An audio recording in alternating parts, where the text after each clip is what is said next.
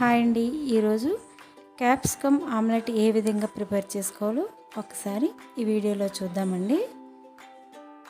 ముందుగా ఎగ్స్ని తీసుకోవాలండి. అందులోకి క్యారెట్ని ఇలా తురిమి పెట్టుకోవాలండి.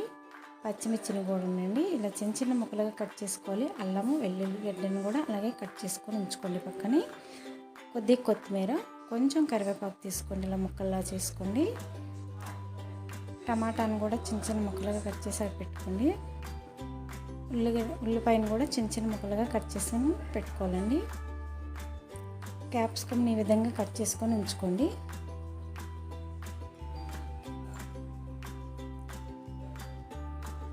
ఇప్పుడు ఎగ్స్ని బౌల్లోకి పగలగొట్టి వేసుకోవాలండి.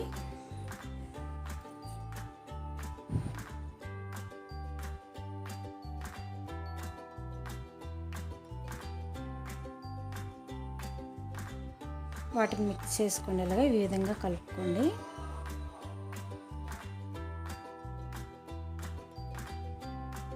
ఇందులో వెల్లుల్లిపాయ తురుము వేసుకోండి.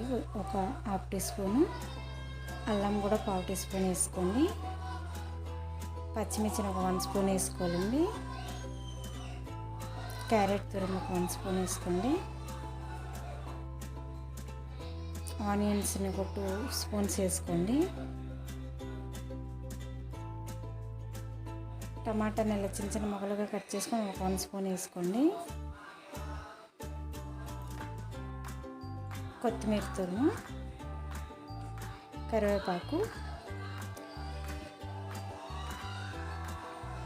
హాఫ్ టీ స్పూన్ కారం పొడి వేసుకోవాలండి.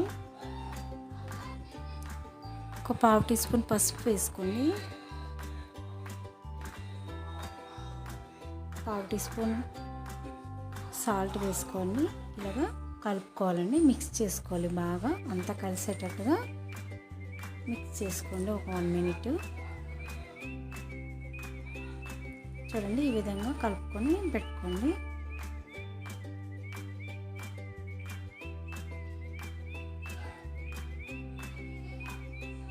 ఈ విధంగా కలుపుకున్నాక స్టవ్ పై ప్యాన్ పెట్టుకొని అందులో ఈ క్యాప్సికమ్ కట్ చేసి పెట్టుకున్న ముక్కల్ని పెట్టుకోండి. ఈ విధంగా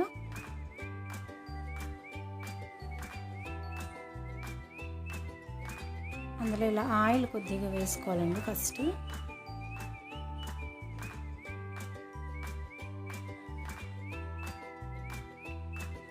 మనం కలిపి పెట్టుకున్న గ్రేవీ ఉంది కదండి, అది ఫిల్ చేసుకోవాలండి. ఇలా ప్రతి దాంట్లో ఫిల్ చేసుకోండి. పైన కొంచెం ఆయిల్ వేసుకోండి. ఇది సిమ్లో పెట్టి వేయించుకోవాలండి. క్యాప్సికమ్ ఉడకాలి కదా, సిమ్లో పెడితే వేగుతుందండి క్యాప్సికమ్ కూడా. ఒకసారి ఇలా తిరిగేసుకొని వేయించుకున్నాక ప్లేట్లోకి తీసుకోండి. సర్వింగ్ ప్లేట్లోకి చూడండి.